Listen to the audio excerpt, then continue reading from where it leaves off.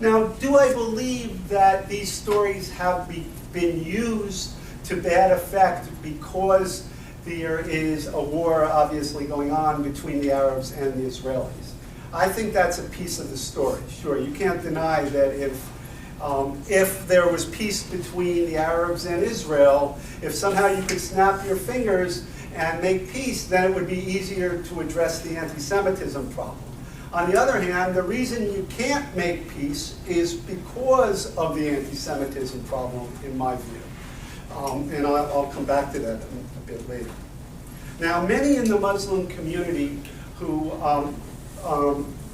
let this stuff pass, who should know better. And I think that that is because they fear ostracism from their more radical peers. I think it's because in some parts of the Middle East, to stand up and say, you know, I think the Jews have a point, could be a fairly dangerous thing to do. And I think that I don't envy somebody who has to make this battle on their own. And I think that explains why a lot of the more reasonable voices are coming out of the West. But even here, it's not so easy. Now,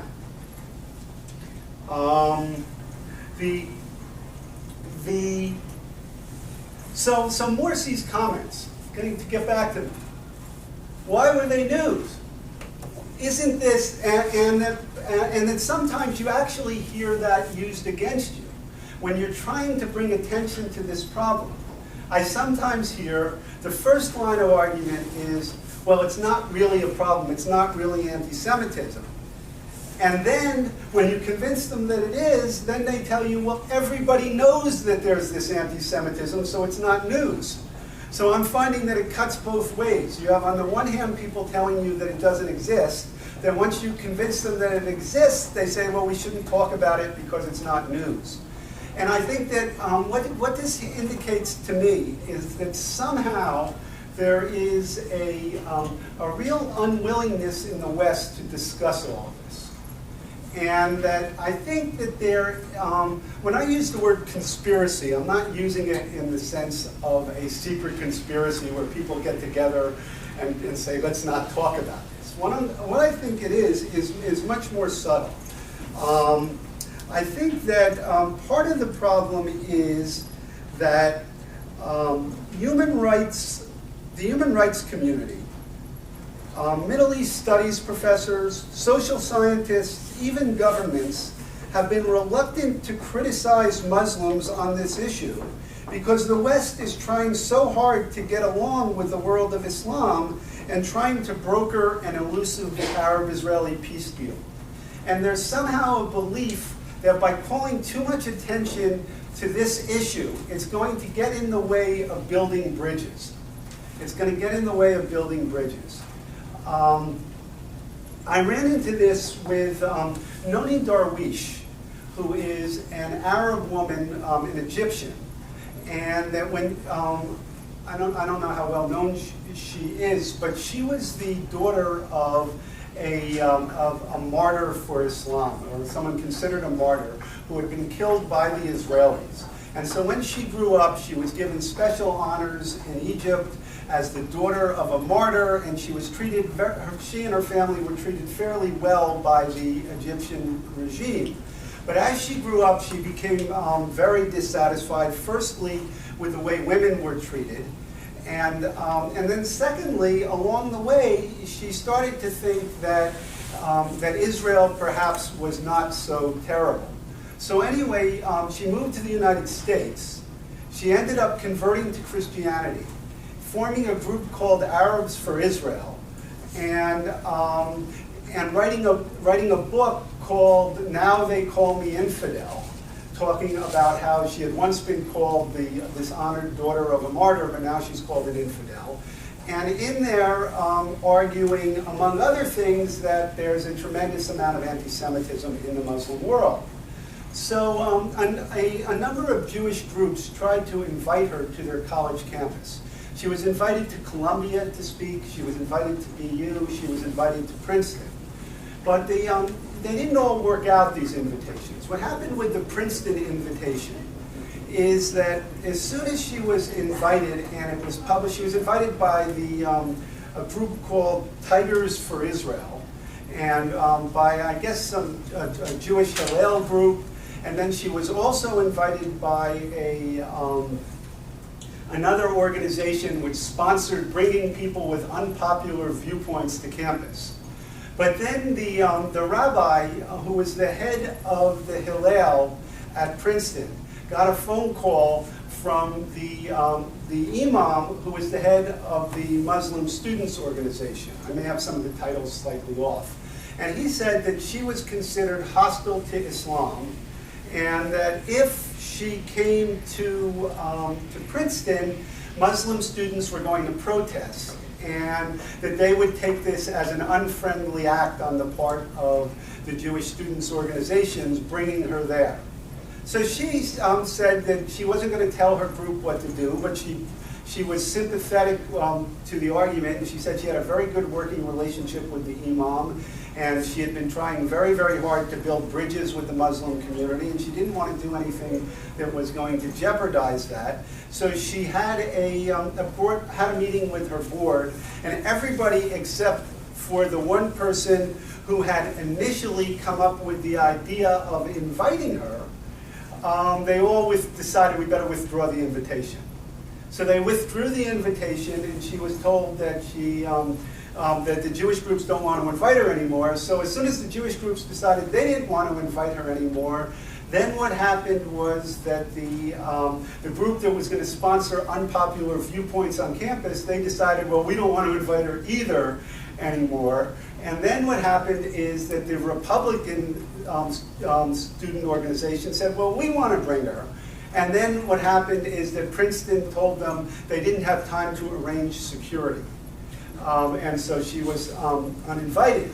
Now, something fairly similar happened at Columbia. Now, I don't have an insider account on any of this. I'm working off of published accounts here, and I talked to a few people. But the situation at Columbia was, again, that she was told by the administration that they didn't have enough lead time to arrange security for her. So she had already come across the country, and she was from California to New York, and they couldn't meet at Columbia, so she had to take her group and go meet at a restaurant, uptown.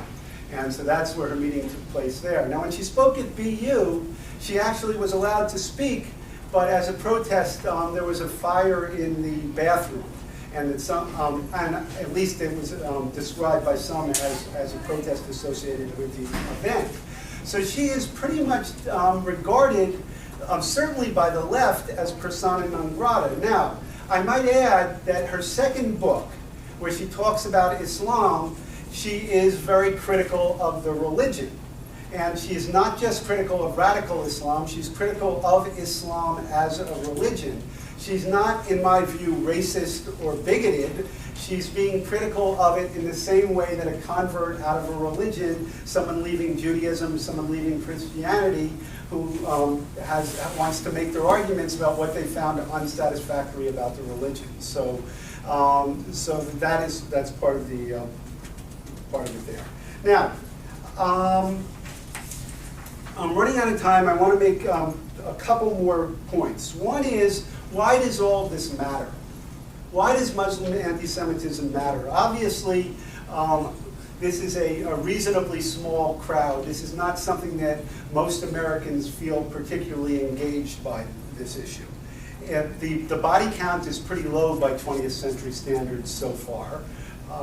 We have Daniel Pearl, the Chabad Center in Mumbai, I would count, the plot against the synagogues in the Bronx, the attack on the Jewish Federation building in Seattle. There's a guy, Warren Weinstein, who went over to help Pakistan with its economic development, and he was kidnapped. And as far as I know, he hasn't been released. They kidnapped him because they sent a message out, we've got the Jew. But anyway, so there is a body count, but it's a relatively low one. One thing to keep in mind is that when this anti-Semitism exists, it is not first and foremost, or not even only, real Jews that they're talking about. The belief of the anti-Semites is that America is in the hands of the Jews. And so you find that anti-Americanism is a very close cousin of anti-Semitism. It always has been. It was with the Nazis. It was with the Soviet Union. It almost always is a pretty close cousin of anti-Americanism. And so you find a guy who attacked Fort Dix, for example. He said, well, my first choice was to kill some Jews. My second choice is Fort Dix. And then you have many non-Jews who are thought to be Jews. So David Letterman, for example, received threats because he was a Jew, which he wasn't. And when Lara Logan was sexually abused in Cairo by a large crowd, they screamed beforehand, "Get her, she's a Jew." And you even see Walt Disney, who I've read arguments, is he or isn't he an anti-Semite? Was he or wasn't he an anti-Semite? But he's regarded in many circles as a Jew. Much of the U.S. government, you see all sorts of government officials, they say the Jew this guy, the Jew this guy, and the guy is not Jewish. So that what we're talking about here is a complex of hatred that extends to Americans, it extends to non-Jews, and it's important to keep in mind that there never has been an anti-Semitic movement that was otherwise progressive. Okay, the one thing you never ever see happen is this guy's an anti-Semite, but except for that, he's kind of reasonable. Okay, it doesn't happen. And so anti-Semitism in this sense can be viewed as a canary in a coal mine. You see that phrase all the time in books on anti-Semitism. It's a sign that something broader is wrong with the polity. The other thing is it is certainly a sign that there's something wrong with the anti-racist community. If you look at all the people who study all the textbooks on prejudice and discrimination, they don't even mention the issue. It's not even mentioned. I did a search of the social science literature for studies that deal with Muslim anti-Semitism. I did it back in 2003. There was almost nothing. Since then, I've found maybe a handful of articles, a few books, but the community of social psychologists that was so important in combating anti-black racism, so important in combating so many other forms of racism. The social scientists, and I pride myself as coming from this community of social psychologists, they have nothing to say about this. There was one article that was published, and there's one research team with Lee Jussum and Floret Cohn operating out of Rutgers and College of Staten Island. It's done a couple of articles. There's very, very little of this type of research which is being done. The Middle East studies professors, they don't want to hear about it. They are apologizing left and right for the anti-Semitism and apologizing left and right for Islamism and other forms of extremism. And then in addition to that, the human rights community. You find that the organizations that ought to be taking a lead, you have the Jewish organizations, some of which are doing a good job. The Anti-Defamation League is doing a good job with this. There are Jewish organizations which are doing it, but the general anti-racism, anti-prejudice organizations don't want to hear about this. Now, I might look at some, very, very briefly, just enumerate some of the counter-arguments. I won't have time to address them, but I want to list what they are and tell in a word what I think is wrong. One argument you hear all the time, and this is a very simplistic one, is Arabs can't be anti-Semites because they're Semites. And then what this is simply a semantics game. Anti-Semitism, when it was formulated, was basically, it was in the 1870s when Wilhelm Marr coined the term. He was basically using it because he wasn't Christian, but he hated Jews. And so he wanted a pseudoscientific, well, he wanted a scientific basis. It turned out to be a pseudoscientific basis for his anti-Jewish racism. There never has been a movement which has targeted Jews and other Semites. But in any case, change the name if you want. Call it Jew hatred, and then that argument goes away. Another argument is Muslims don't hate Jews, they hate Zionists and or Israelis. And here, if you look at the actual content of the anti-Semitic statements, you will see that the references are to the evil in the Talmud, the evil in the Jewish Bible, the evils that existed way before the Zionists even came onto the stage, and they see Zionism as a consequence of the nefarious Jewish character. Another argument is all criticism of Israel is not anti-Semitism. The answer here is of course not. Criticism of Israel is a perfectly legitimate type of political criticism when it doesn't cross the line into anti-Semitism. Okay? But that doesn't mean that just because you are also criticizing Israel, you are free from being charged as an anti-Semite. Another argument you get is there's a little unavoidable spillover from the Arab-Israeli conflict. It's unavoidable. That because of the war, you're going to get this sort of thing. And I think that just disregards the whole history of what went before, if you think it's just coming out of the Arab-Israeli conflict. Another one, how would you expect people to react to all those Israeli transgressions? Well, here you have to refute this, you have to get into an argument about whether the Israeli transgressions somehow were of such an order as to merit the level of hostility and hatred that you see, and just what were these transgressions. So there's not a quick answer to this, but there's an answer because, first of all, even if those transgressions existed, it doesn't justify anti-Semitism. The argument that Islam has always provided historically provided a welcoming home for Jews.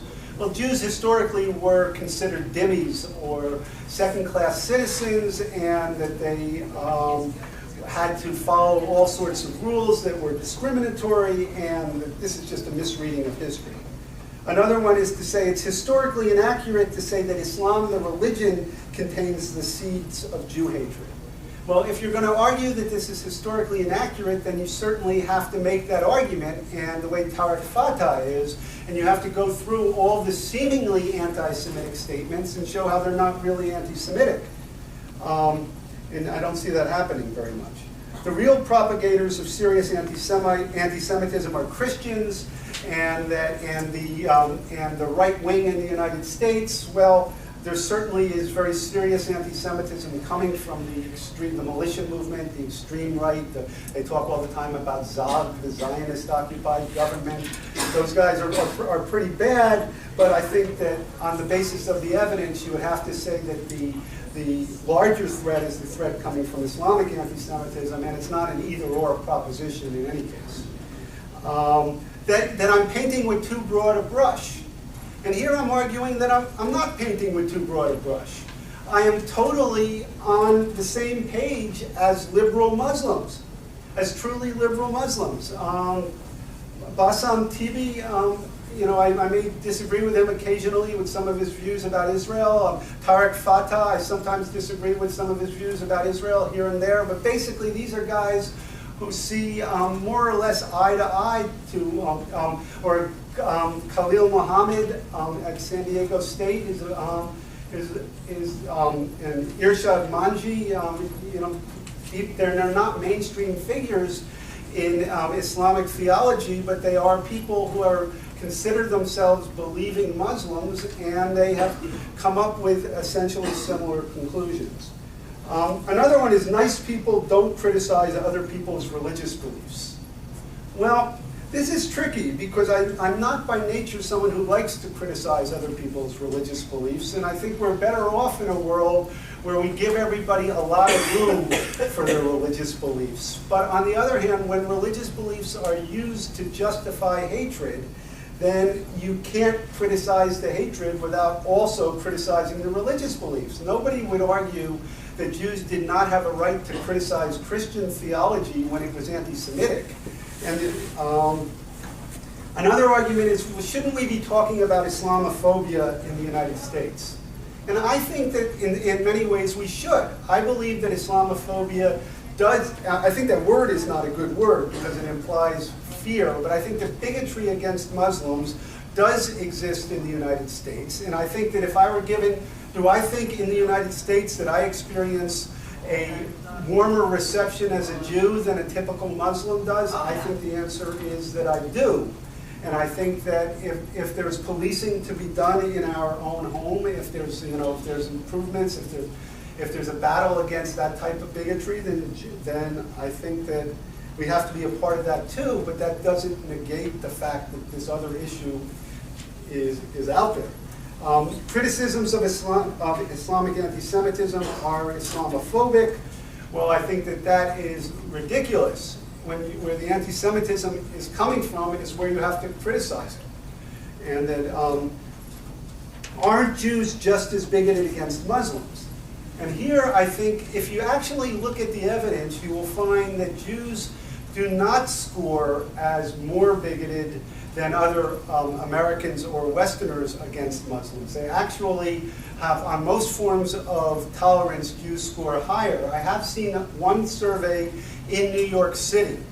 When you're comparing Jews to other New Yorkers, who are, of course, a very liberal community, the Jews slightly scored more anti-Muslim.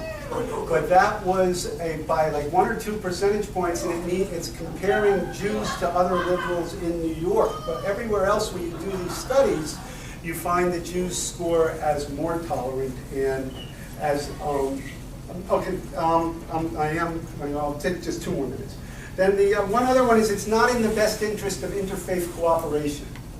If we want to have good interfaith relations, we should talk about what we agree about. Well, I think there's an elephant in the room. I think that you can't leave this out of that discussion. And I think real interfaith, it might mean accepting that other people aren't perfect. And it might mean forgiving people for past anti-Semitism, but it doesn't mean tolerating present anti-Semitism or ignoring it. It's not in the best interest of the Israeli-Palestinian peace process. Well, here, I think a lot of the reason that we have this conflict going on is because the Muslim world had great difficulty tolerating the Jews' emergence from dhimmi status. The Jews were treated reasonably well as long as they stayed in a subordinate role. But when Jews emerged as an independent nation, that contradicted some of the deepest beliefs of Muslims, because in the Muslim world, the reason there was not so much hostility against Jews as there was in Christianity is the Muslims believed that they had already defeated the Jews in the 7th century, that Muhammad had put that issue to rest. Jews were weak, and Jews couldn't defend themselves, and Islam had triumphed. And once they triumphed, there was occasionally room for magnanimity, but the Jews had to stay in their designated role. And I think that when Jews emerged from that designated role into independent statehood, and when they then started winning wars, it was just too much to bear, and I think that fueled some of this anti-Semitism. So anyway, I think it's the whole thing, just to summarize, if you're asking me what can be done, I don't have a good answer. And I do think this is a litmus test for the West. I think it's a litmus test for the left. I think it's a litmus test for the right, for the government, for human rights organizations, for the UN, for Europe. Remember, there's never been a movement that was anti-Semitic but otherwise reasonable. And so it's a challenge not only to Jews, but to all Americans.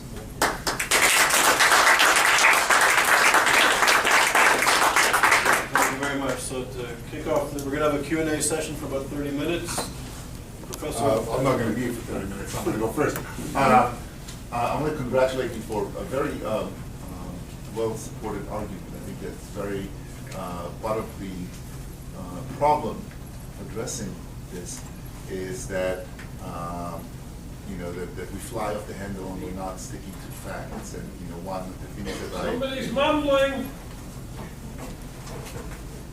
I guess I'm mumbling. I don't want to stand up. I just want to go. I think that what I particularly appreciate is the proof text, the very reasonable exploration of that, and yet we can't ignore the fact that the body count is very low.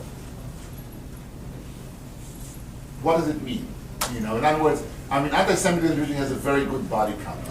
Okay. I just don't know. I'm asking you because I don't know the answer. I What have does a quick it mean? answer to that, which is that it could become very high in 10 minutes if you have this ideology wedded to nuclear weapons in Iran. Right.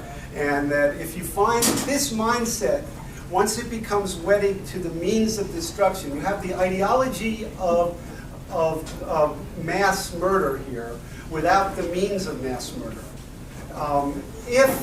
I think what the reason the body count is low is because the Israeli army is strong, because the American army is strong, and because the Iranians don't have nuclear weapons yet, and because the Hezbollah rockets thus far haven't hit their targets.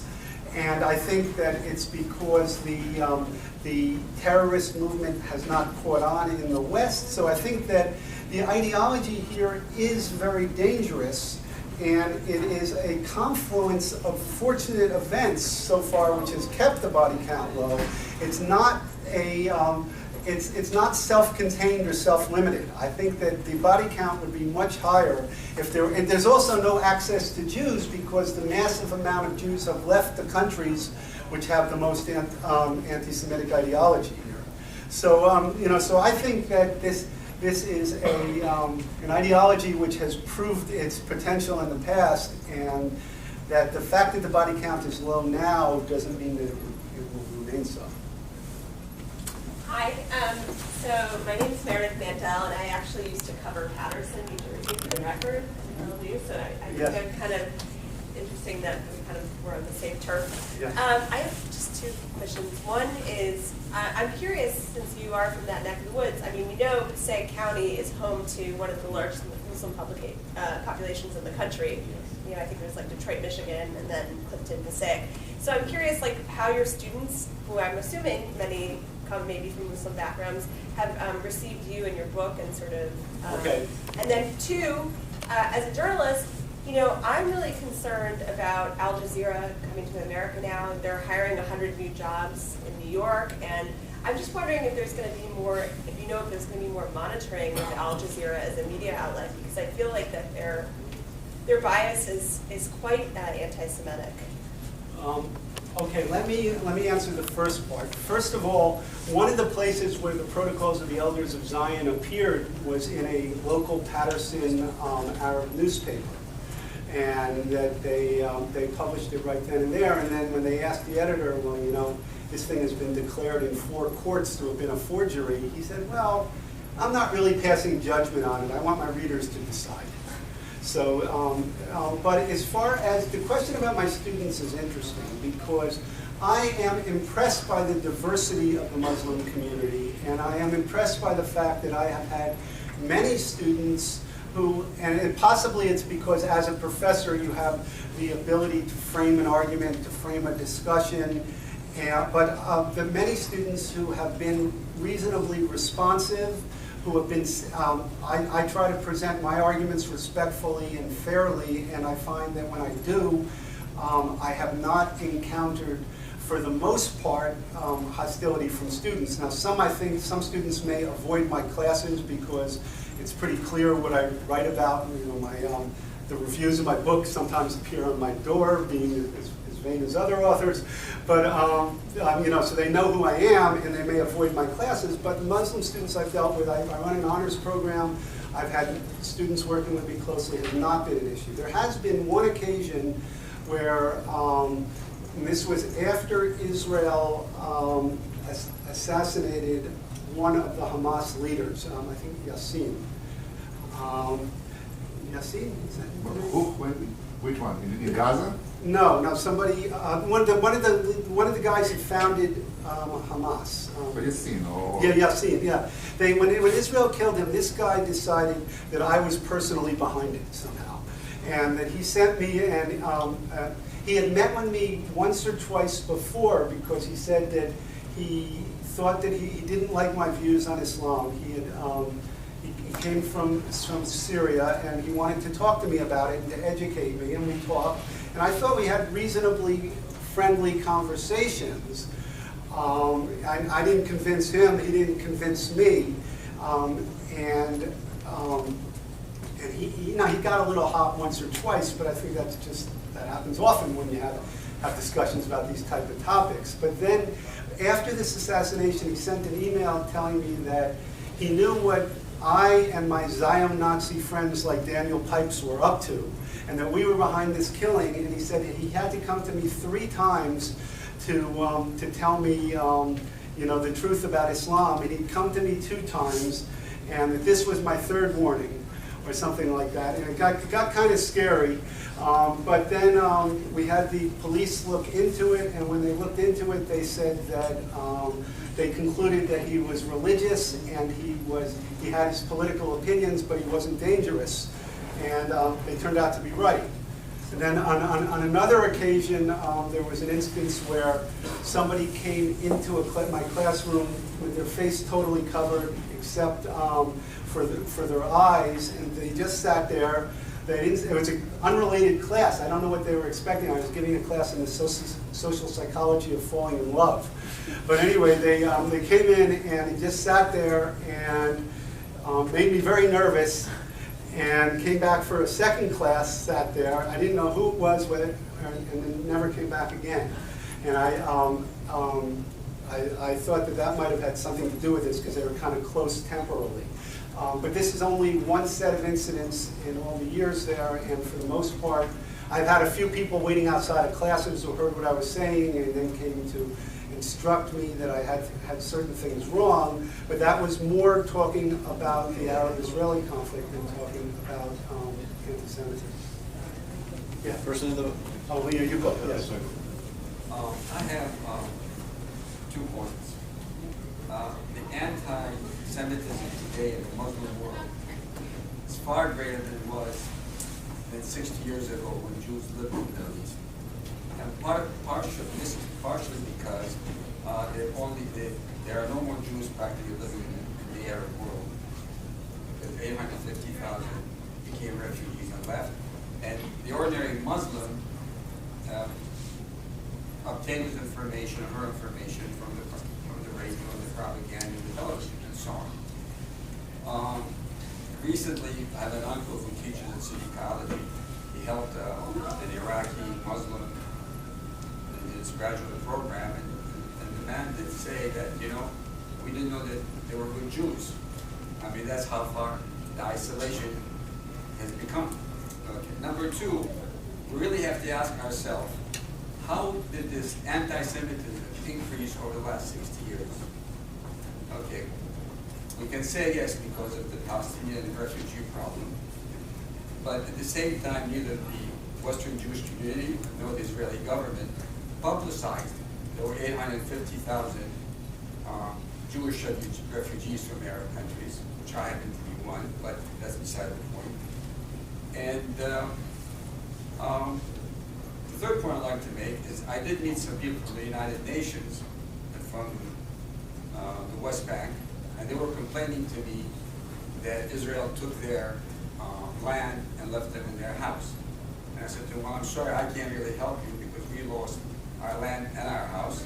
I said, but here's the difference. We knew we're never going back, whether we settled in Manchester, England, Australia, the United States, or Israel. We had to make our bed there, and we got on with it. And as long as you think you're going to go back, you're going to be always in between, and you'll be dissatisfied.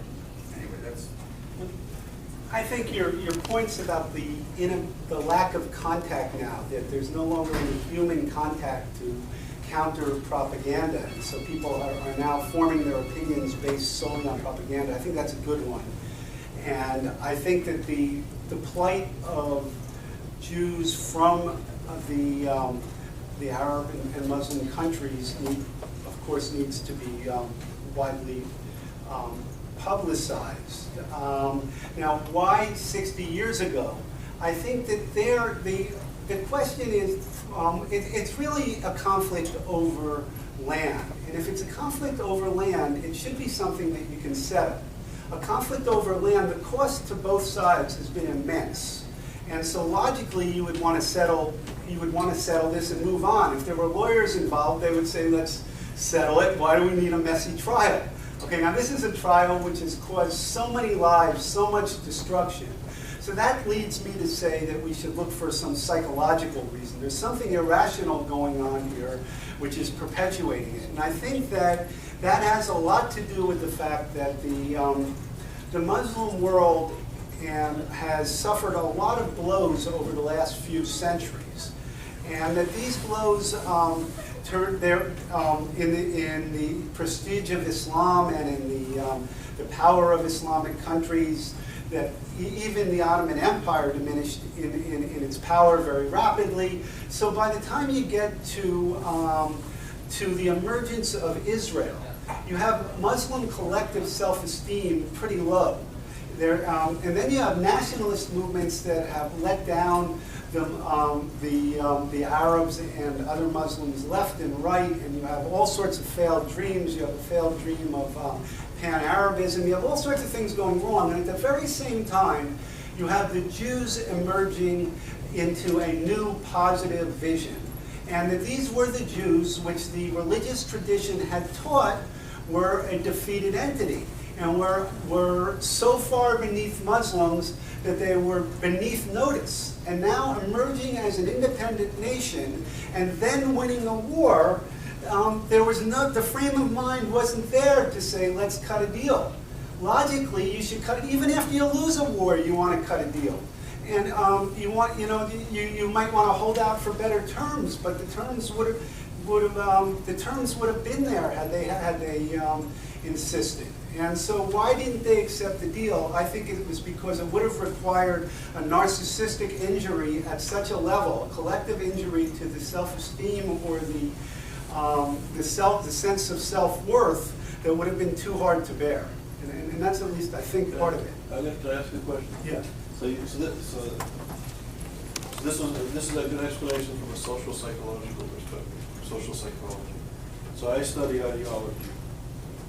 From an ideological perspective, is it really sort of this trauma, narcissism, and going on, or is it sort of an Eastern perception of history and of time? Our sense of time and space is very quick.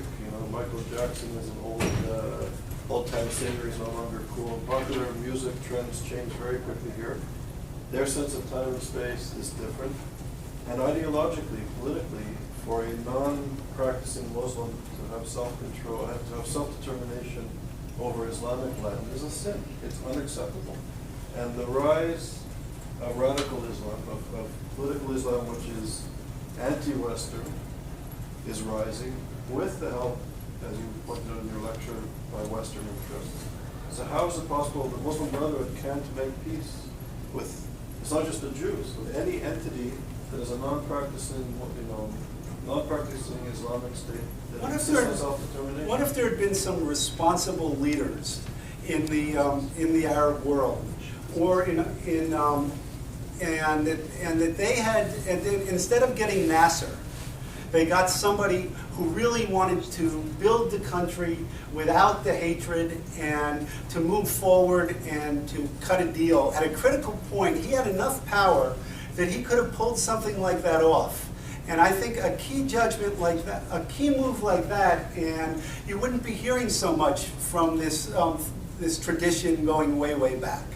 I think that there could have been an intervention like that. Or what if instead of or the Shah tried to modernize, but he did it in a very heavy-handed and brutal way in Iran. But what if somebody had managed to pull that off? They were getting close to a more modern perception. Then I don't know if we would still be thinking that this was so inevitable that this old-time mentality was going to. So you go ahead. I keep forgetting. You do it. Is there not a... excuse me, the woman in the blue sweater. Sorry. Maybe you both could comment on it. I'm a graduate of Yale, so I went to some of the events that you had held there, and then the institute that you headed up was closed at Yale. And I worked at Columbia Hillel, and a number of years ago, and there's been a lot, the legacy of Edward Said and other things on campus that became rather extreme. I also lived in Iran and taught the Jewish community there. I'm just curious, the social psychology of the faculty at universities now, Jewish, non-Jewish, the whole atmosphere of dealing not only with the Arab-Israeli conflict, but even acknowledging that anti-Semitism exists, and it's not so much in the United States than in Europe and elsewhere. If both of you could comment, it seems to me that if you were a liberal arts professor on some faculty, you would be intimidated about giving some of the talks that you're giving right now. The fact that you're in psychology or the medical faculty or others are more immune from criticism from their fellow faculty members than if you were in the arts and sciences area. It's a disturbing trend, so could you comment on it? Okay, well, just to say first, absolutely what you just said. I mean, the political science department at my college invited Norman Finkelstein recently and unanimously voted to sponsor the talk, and the provost of the college also sponsored the talk, and the Gandhian Peace Forum sponsored the talk, and this is a guy who thinks Hezbollah has a progressive vision. So, you know, it definitely helps to be in psychology, where people tend to be liberal in the sense of liberal, rather than liberal in the sense of ideologically absorbed in these radical ways of viewing things.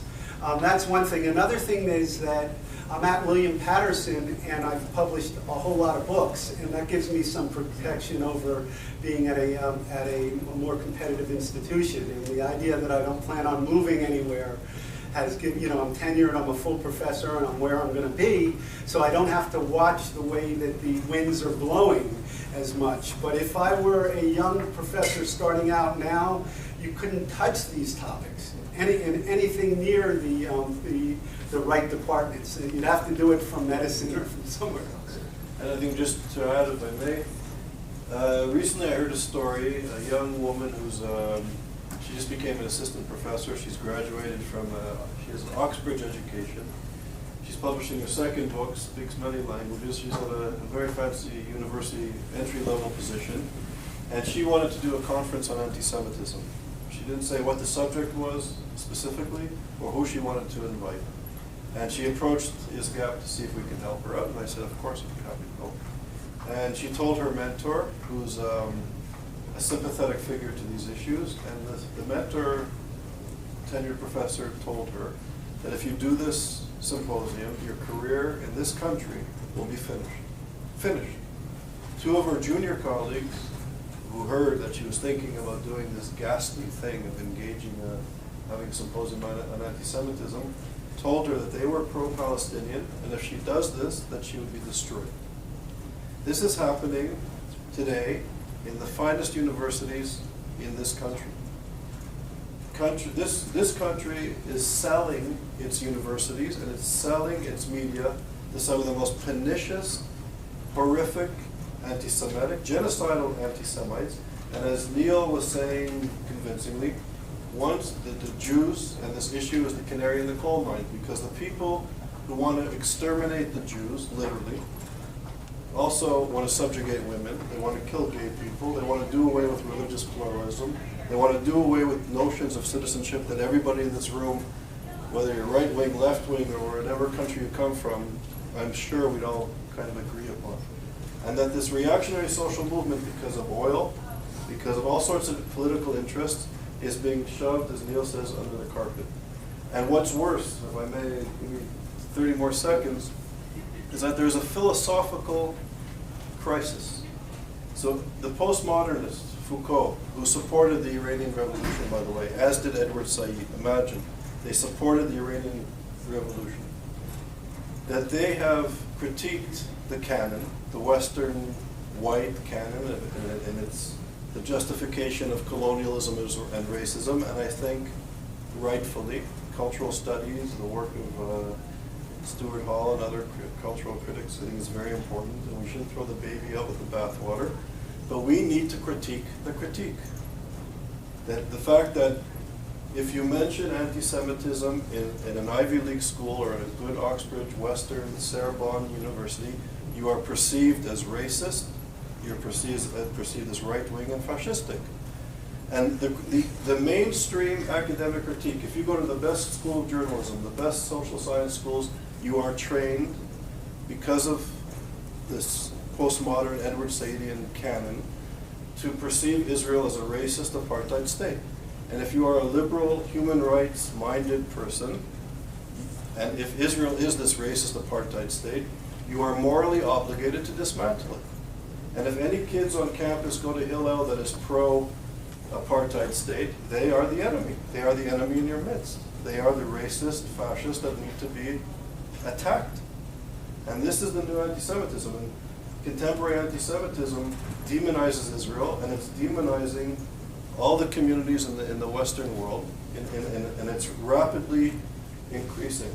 And our intellectuals, as Neil correctly says, the media of record cannot deal with this issue. And the catastrophe of anti-Semitism, in its time, we've been never able in its time to address the anti-Semitism. So today we can talk about Christian anti-Semitism, but if you did centuries ago, you were nailed to a cross, or you were eliminated.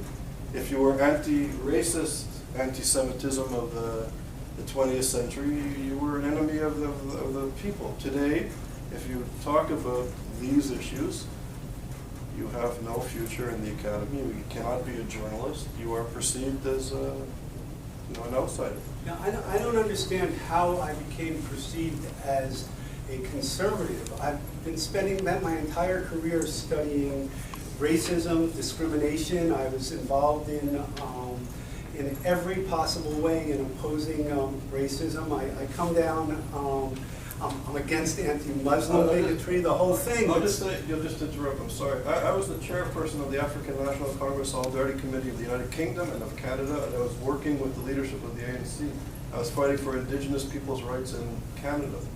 And so I come from this human rights background, and I am, And yes. May I come in? I'm a student at Yale who went to the provost at my last reunion and say, why was Charles Small's outfit, why was this gone from campus? Partly because they had a conference that had to do with Iran and anti-Semitism coming out of Iran. And I've lived in Iran, I taught the Jewish community, and there was anti-Semitism coming out of Iran, but the academy can't face it. It's a very worrying concern because many of my friends who are not on campuses in my age group, moderate Jewish people, have no idea what's going on with the liberal arts faculty at universities now.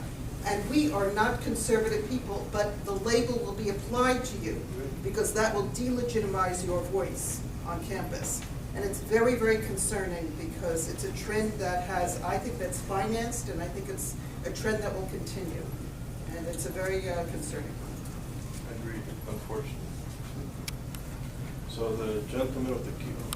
Yes, I really appreciate that you're bringing a psychological perspective to this issue, and I wanted to just check out with you David Price Jones and some of the stuff that he's written around the issue of honor. I think it's very hard for Western to understand this, and if I'm not asking too many things at once, I am really struck by these people that I would call at some level Muslim dissidents. Nomi Darwish and Ayan Hirsi Ali are they're now apostates in a sense, but then you've got people who are still inside the fold. Is it surprising that we don't have more Muslim dissidents or people that are willing to speak out, considering that there are 1.2 billion Muslims in the world? Or maybe this is just how being a dissident is in the human reality, regardless of the cultural or religious group. But if you could talk about from a psychological perspective, maybe why we don't see as many dissidents as we would like on this issue. Well, I've got to believe that there are a lot more than you see and hear, and that you do hear a lot of people who speak very reasonably about these issues privately. So I think that among people, and at the end of my book, I do an analysis of Muslim enemies of anti-Semitism, and I divide them into a lot of categories. There are some who object just to the term bigotry, to the term anti-Semitism. They say we're not anti-Semites, but then in every way they look like it. They just don't like the language. Then there's everything from that to genuine opponents of anti-Semitism, and there's all the gradations along the way. But I think that in terms of genuine enemies of anti-Semitism, there are a lot. But that in any large group, particularly when you're talking about in the Middle East, it's hard to talk against the majority. It's not an open society. It's not a place where open debate is tolerated on this issue. You're going to be viewed as a traitor.